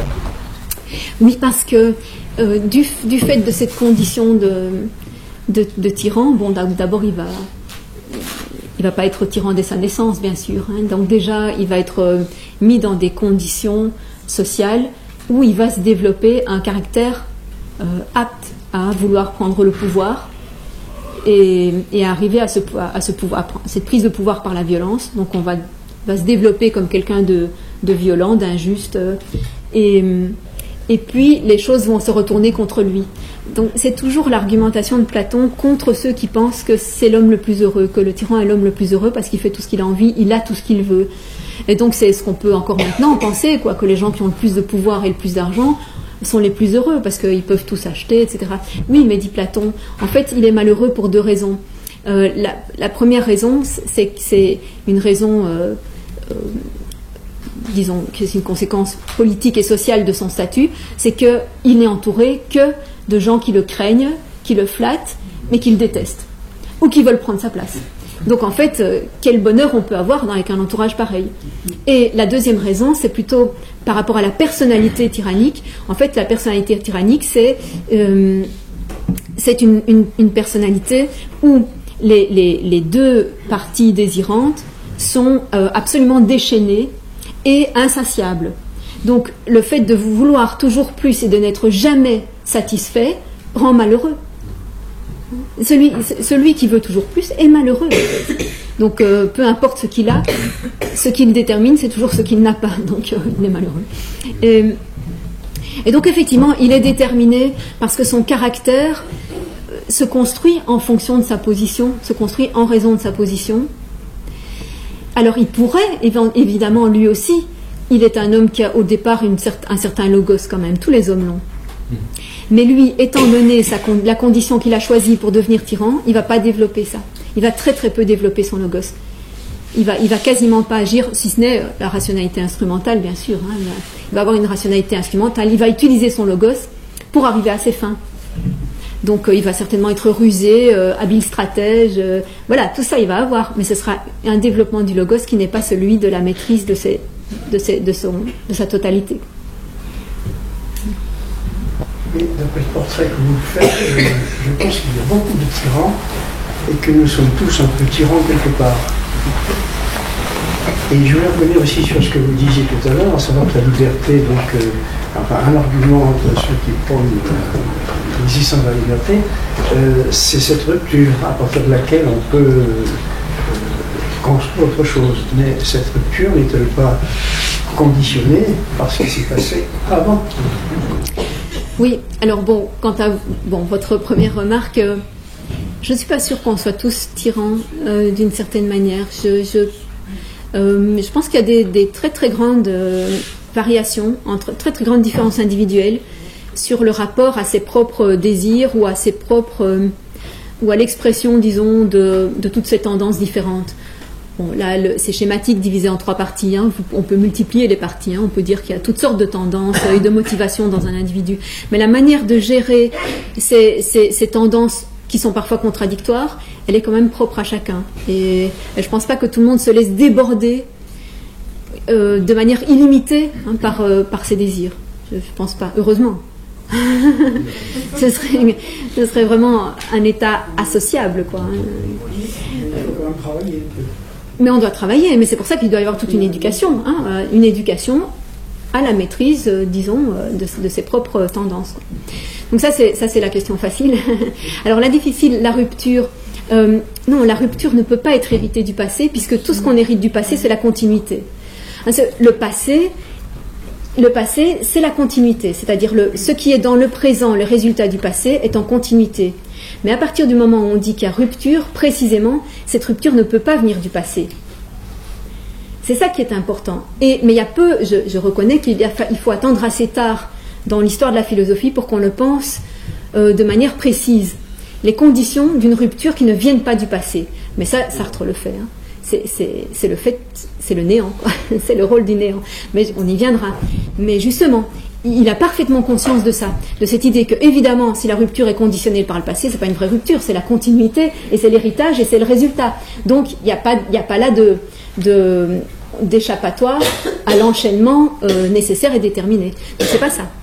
Il s'agit bien de dire qu'il y a une rupture au sens de ce n'est pas le résultat du passé. Alors, chez Platon, comment ça peut... C'est déjà ce que essaye de dire Platon. Mais il n'utilise pas la notion de néant, hein, mais bon, il le fait autrement.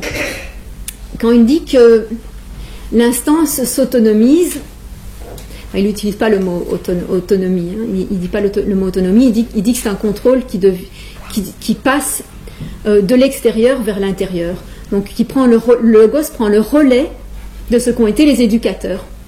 Donc, et les lois, etc., hein, en sachant bien que justement celui qui est arrivé à cet autocontrôle, à cette autonomie, n'a plus besoin de loi. Hein. Les lois ne sont pas faites pour des gens comme ça, elles sont faites pour tous ceux qui ne sont pas arrivés à se contrôler. Donc il y a bien un moment où le relais est pris. Et donc il est vrai, il l'a reconnu, hein, on l'a dit explicitement, que ça dépend énormément de l'éducation, de savoir si ce logos va être bien développé dans ce sens.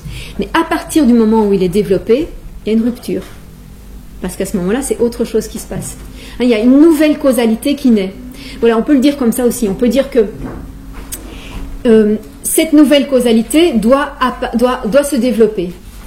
Elle doit naître progressivement. Elle doit apparaître progressivement, comme un autre type de causalité. Mais à partir du moment où elle est constituée, où on a cette raison constituée, où on est capable de cette prise de distance, de cette réflexion, et par conséquent de ce choix, à partir de ce moment-là, la nouvelle causalité n'est plus en continuité avec la précédente. C'est l'ouverture des possibles. Alors, disons que du côté subjectif, la condition, c'est qu'il y ait bien une faculté qui ait cette possibilité de reprise, hein, de nouveau départ. Et du côté objectif, il faut qu'il y ait des possibles. C'est-à-dire, il faut que on ne dise pas, comme Jacques le fataliste, hein, tout est écrit là-haut depuis toujours. Non, parce que si tout était écrit là-haut, rupture ou pas, il n'y aurait rien à faire, quoi. Donc il faut aussi que tout ne soit pas écrit là-haut et que donc effectivement le futur soit ouvert et indéterminé et qu'il y ait plusieurs possibles. Ouais. Il faut les deux. Ou par rapport au tyran, je pense ceci, le tyran, il a la jouissance. Il a la jouissance du pouvoir. Et ça, c'est pas contradictoire avec le fait d'être malheureux. Il peut très bien faire des choix pour avoir cette jouissance. Et en vue de cette jouissance, et il supportera les conséquences de cette jouissance. Il sera détesté ou il n'aura pas telle chose. Est-ce que ça, Platon l'a envisagé? Tout à fait, parce que c'est justement pour ça qu'il dit que ce qui fait la personne, c'est l'ensemble. Et c'est seulement en se disant que c'est l'ensemble qu'on peut dire que l'ensemble déchiré, un ensemble déchiré n'est pas heureux. Donc la jouissance, elle va se situer, disons, là et là. La jouissance du tyran, elle se situe là. C'est-à-dire, il a tout ce que veulent ses désirs biologiques, et il a aussi tout ce que veulent ses désirs sociaux, puisque il domine, il a le prestige, il n'a pas l'estime, mais c'est pas l'estime qu'il cherche, hein, il a la crainte. Bon. Mais cette partie-ci est complètement atrophiée et dominée par les autres. Il n'agit pas selon sa raison, au sens de la raison justement indépendante, qui pose des valeurs, qui pose des fins, qui a une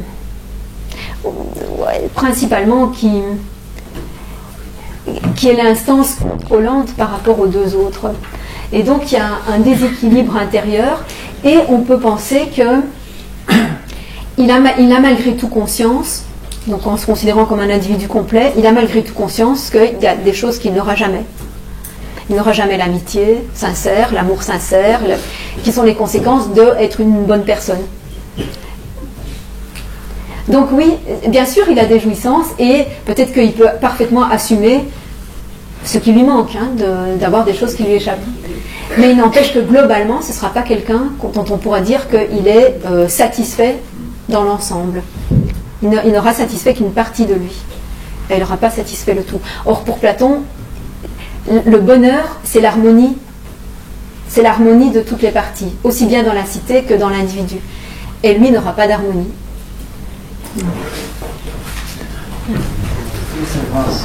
Alors, si la liberté de l'homme consiste justement dans cette rupture, si on considère que l'homme est libre parce que c'est un commencement, donc la rupture a été originelle. Oui, mais pas. Enfin, ça dépend ce qu'on veut dire par originel. C'est pas dans. Elle est dès le départ. Non. C'est un commencement. Non, justement. Elle n'est pas dès le départ. C'est pas le commencement de sa vie. Hein, elle ne correspond pas au commencement de la vie, ni à la naissance physique. Elle commence. Alors, il n'y a pas besoin de proposer de fixer un âge. Hein. Platon ne fixe pas d'âge. Ça ne vient pas au même moment selon les individus. Ça dépend aussi des conditions sociales, etc. Donc, mais à un certain moment, l'individu prend conscience de ce qu'il est et de ce qu'il veut être. Et donc, je ne pense pas que ce soit très très jeune.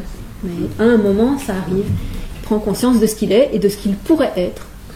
Et c'est à ce moment-là que commence, voilà, c'est à ce moment-là qu'il y a un nouveau commencement qui n'est pas sa naissance physique. Je trouve très intéressant cette idée de l'autonomie comme l'internalisation des contraintes, parce que pour moi, si on a internalisé les contraintes jusqu'à un tel point qu'on n'est pas conscient qu'il y a des contraintes, en fait, on est beaucoup moins autonome que si on est conscient du fait qu'il y a des contraintes extérieures. Alors, comment est-ce qu'on peut avoir une autonomie où on n'est pas conscient de ces contraintes extérieures? Non, c'est pour ça que j'ai précisé que justement l'autonomie, ce n'était pas l'internalisation de ce qui venait de l'extérieur, mais c'était une nouvelle définition et des contraintes qui étaient propres à l'individu désormais. Donc d'une part, il est vrai que l'éducation consiste à internaliser certaines contraintes, et ça c'est l'habitude. Ça c'est l'habitude. C'est-à-dire, on vous dit, je ne sais pas moi, qu'il ne faut pas mentir. On va peut-être s'habituer sous la contrainte à ne pas mentir, mais ce ne sera pas de l'autonomie, ce sera de l'obéissance. Ce sera de l'obéissance. Mais à partir du moment où on aura pris conscience de pourquoi est-ce qu'il ne faut pas mentir et pourquoi est-ce que je suis d'accord avec ça, alors ça deviendra une autonomie. Parce qu'alors on se dira, cette fois-ci, moi je me dis que oui, c'est une bonne chose. Mais je pourrais aussi me dire le contraire. Je pourrais me dire, ce qu'on m'a inculqué, je ne suis plus d'accord avec ça. J'estime que qu'il n'y a pas de bonne raison. Et donc je vais désormais avoir l'attitude opposée. On peut le faire aussi, et ce sera aussi une autonomie, parce qu'on se sera donné à soi sa propre loi. Mais c'est différent de ne pas se donner de loi du tout. Au fond, ne pas se donner de loi du tout, c'est exactement l'homme démocratique que je décris tout à l'heure. Celui-là ne se donne aucune loi. C'est au gré de sa fantaisie, au gré de la situation, ça change. Il n'y a pas une ligne de conduite, il n'y a pas de raison, disons, de raison impérative ou constante pour ses actions. Mais l'autonomie, c'est pas ça. C'est vraiment que je me donne ma ligne directrice et je sais pourquoi. Voilà, je me suis donné les raisons. Mais c'est vrai que c'est facilité si au départ j'ai eu une éducation, disons, où j'ai pu, qui m'a permis de développer cette rationalité, quoi. Si j'ai été laissée à moi-même et que on m'a jamais, comment dire, aidé à me maîtriser pour chercher ce que je veux, ben, j'aurais sans doute plus de mal, quoi. Ça arrive à une autonomie fausse, en fait, parce que si on dit toujours, ouais, j'y ai réfléchi, je suis d'accord avec tous les règles qui m'entourent, en fait, est-ce qu'on y a vraiment réfléchi? Est-ce qu'on pense que c'est une autonomie? Mais pour dire la vérité, on a juste internalisé en pensant qu'on a internalisé une idée extérieure de l'autonomie. Et alors ça crée un boucle, en fait, où l'autonomie reste une contrainte extérieure. Sauf si on est tombé dans la meilleure société possible, qui fait que tout ce qu'on a reçu, c'était justement ce qu'on voulait. Mais non, mais sinon, c'est vrai que en fait, ça me fait vraiment penser à l'exigence de Nietzsche de tout le temps remettre en question les raisons pour lesquelles on agit et de tout le temps avoir le soupçon, est-ce que ici je ne suis pas en fait influencée par ce que je ne voudrais pas, et est-ce que je ne suis pas est-ce que j'ai vraiment conscience de, est-ce que je ne suis pas dans l'illusion, est-ce que j'ai vraiment conscience de ce que je fais, est-ce que je l'ai vraiment choisi, etc. Enfin bon, ceci dit, Nietzsche est très déterministe, mais ce soupçon c'est sans doute qu'il faut constamment l'avoir et se dire, est-ce que c'est vraiment moi qui veux ça, ou bien est-ce que je suis influencée, effectivement. Tu parlais de l'interdépendance entre l'individu et le régime politique.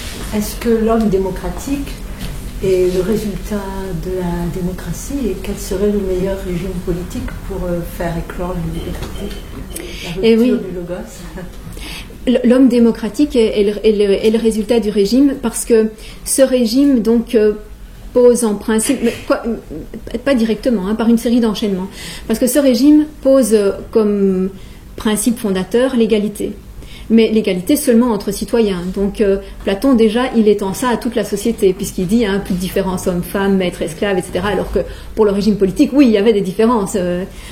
Donc il étend déjà ça à toute la société. Mais comme un mouvement qui se fait, il le constate, il le décrit comme il le voit en fait. Il constate que c'est comme ça. C'est-à-dire qu'à partir du moment où le principe fondateur du régime c'est l'égalité, ça va aussi passer dans les autres domaines, le domaine familial, le domaine des relations sociales. Bon.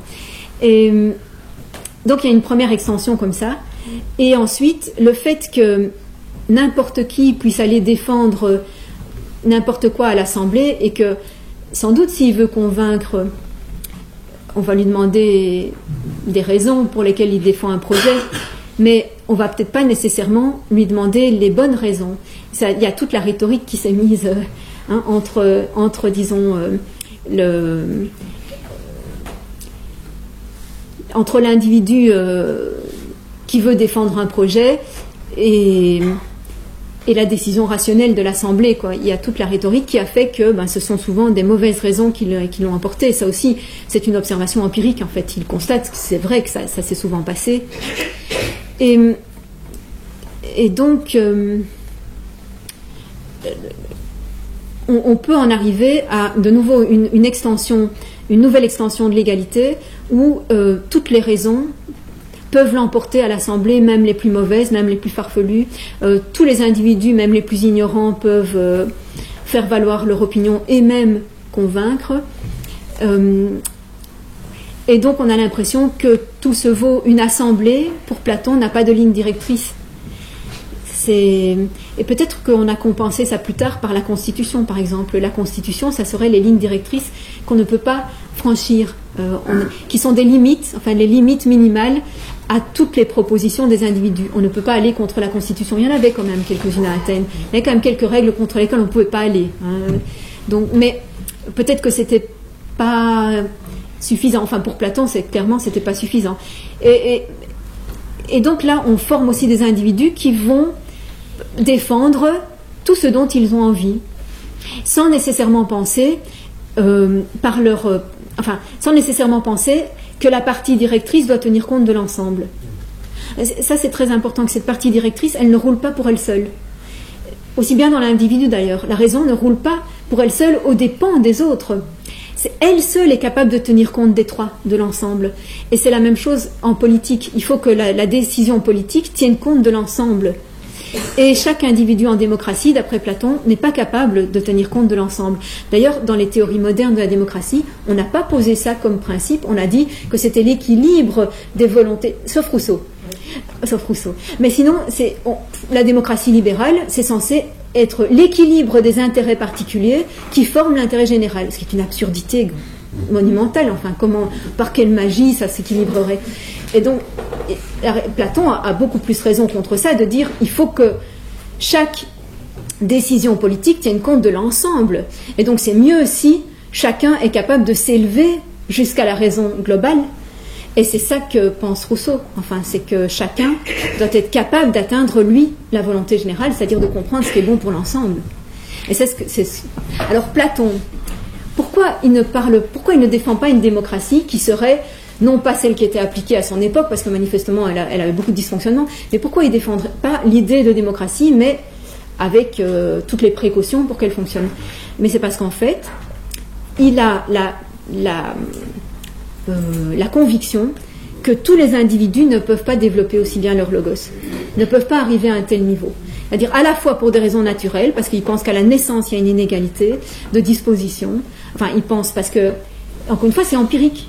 Il voit qu'il y a des enfants qui sont très dociles à l'éducation et très désireux d'apprendre, et il voit qu'il y a des enfants qui sont très indociles à l'éducation, et il voit qu'il y a des enfants qui sont beaucoup plus physiques, etc. Donc il voit toutes sortes de dispositions différentes, et il se dit, bon, autant évidemment il y a deux choix, il y a deux possibilités de choix à ce moment-là. On peut ou bien essayer de rendre tout le monde égaux en insistant sur ce qui manque, en dire, toi tu es d'un naturel physique, alors tu vas apprendre, tu vas apprendre plus d'intellectuel pour compenser. Mais à quoi ça sert d'aller contre la nature? Enfin, Platon, il est pour l'idée d'aller plutôt en fonction de la nature, donc de suivre le naturel. Et puis, il pense que de toute façon, ils vont pas tous arriver, même si on leur donne le même enseignement, ils vont pas tous arriver au même résultat.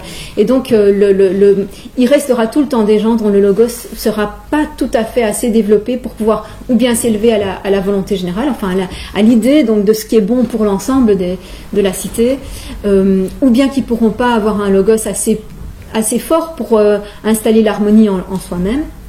Et donc ce sont des gens qui auront besoin de coercition parce qu'ils n'arriveront pas à se maîtriser suffisamment. Voilà, ils pensent qu'il y en aura tout le temps. On peut dire que c'est une sorte de pari et en même temps que c'est très fondé sur l'observation. Donc la liberté, elle est vraiment, elle vient que de manière, ce que tu as dit, quoi. Dans les brèches. Dans les brèches. Mais c'est quoi alors son système idéal à Platon? Alors son système idéal, c'est que donc ceux qui ont le mieux développé leur logos dans les meilleures conditions, ceux-là seuls aient le droit à la décision politique. Donc en fait ce serait une aristocratie au sens propre du terme. Les meilleurs seulement peuvent être au pouvoir. Et même, il dit même que la royauté est encore le meilleur. Mais là il faudrait qu'il y ait vraiment une personne qui soit exceptionnelle et qui en plus ne gouverne pas selon son bon vouloir, mais forcément, si c'est le meilleur de tous les hommes, il est complètement au-dessus, évidemment, de son propre intérêt, et ce sera pour lui la meilleure décision parce qu'il n'y aura pas besoin de compromis, il n'y aura pas besoin il aura directement l'intelligence de ce qui vaut le mieux pour tout le monde. Ouais. Oui, je ne sais pas en parler, mais tu as répondu partiellement, mais beaucoup de philosophes, d'intellectuels se moquent de Rousseau et cette fameuse phrase c'est la société qui corrompt l'homme et les bons. Mais voilà, avec cette autonomie, c'est pas ça qu'il voulait dire, Rousseau? Parce qu'on en a parlé l'année dernière, mais je me souviens plus très bien, autant pour moi. En fait, Rousseau, il distingue deux bonnes manières d'organiser la société. Enfin, non, la première manière, c'est l'état de nature, mais qui est... auquel il est de toute façon impossible de retourner. On en est sorti, on n'y reviendra pas. Donc l'état de nature est une bonne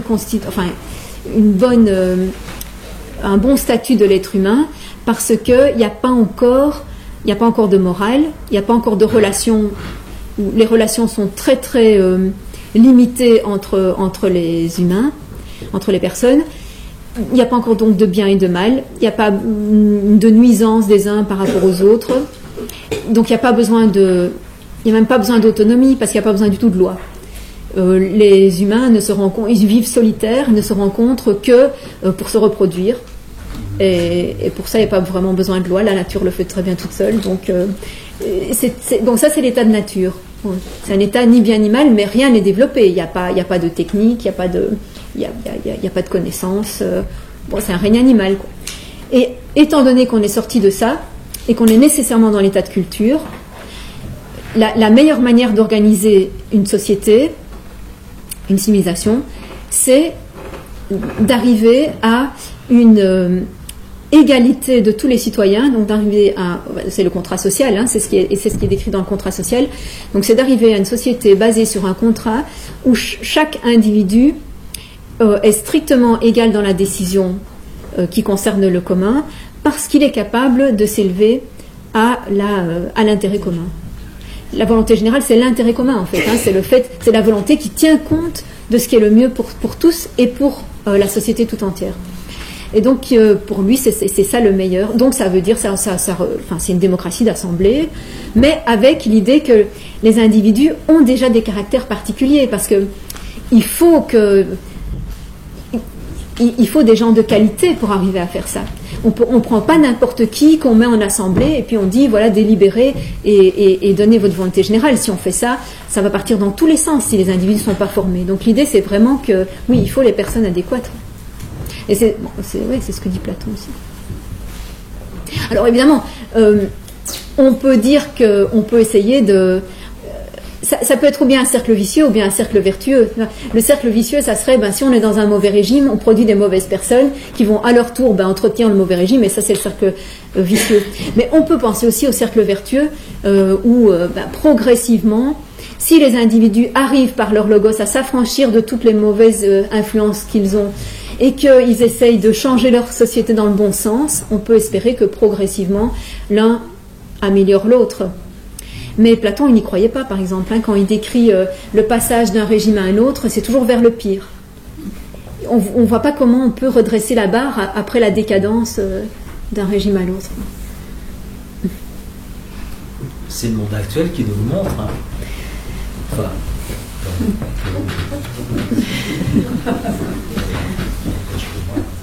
je ne suis pas sûre.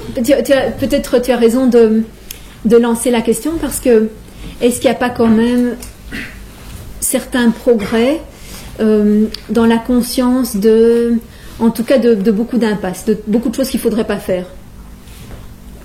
Il me semble qu'il y a une augmentation au niveau mondial de la conscience du mal, d'où vient le mal, d'où vient le malheur, d'où vient la misère, d'où vient la mort, d'où vient... enfin, je ne parle pas de la mort naturelle, je parle des guerres, il me semble qu'il y a une élévation de la connaissance globale, mondiale, et qu'il y a de plus en plus de gens qui comprennent au moins comment ça se passe. Alors ça, c'est la première étape. Après, il faut savoir comment changer, mais je pense qu'on peut le voir aussi comme ça. Et puis il y a une conscience aussi que chaque fois qu'on est allé vers le pire, il y avait la possibilité de choisir d'y aller ou de ne pas y aller.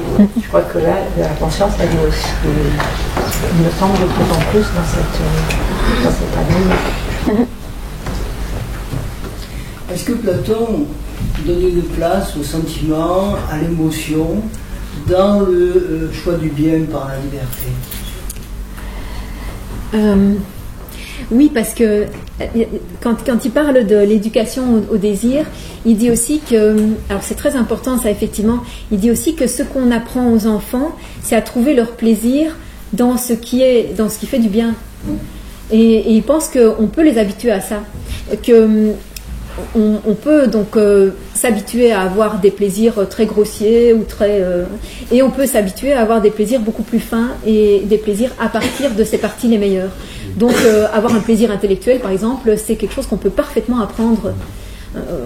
On peut former des enfants pour qu'ils aient ce type de plaisir. Et donc c'est bien une émotion et d'ailleurs il en parle aussi dans son traité sur le plaisir, dans le Philèbe, qui est son traité sur le plaisir. Il dit aussi le plaisir, il peut venir de sources très très différentes. Et donc effectivement, il faut cultiver ces plaisirs. On ne peut pas imaginer une vie humaine heureuse sans plaisir, mais simplement il faut sélectionner les sources de plaisir. Qu'est-ce qui nous fait plaisir? Et donc c'est vrai qu'on peut avoir un plaisir à se sentir libre et dans le sens d'autonome. C'est un grand plaisir de se dire j'ai pas besoin qu'on me contraigne, je suis assez grand pour savoir moi-même ce que j'ai à faire. C'est un plaisir de se dire ça. Donc c'est vrai, oui, c'est un argument qu'on peut utiliser.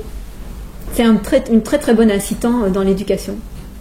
C'est de montrer que ça fait plaisir d'être comme ça. Ouais. Si tout est clair, on se retrouve la semaine prochaine. Merci, bonsoir.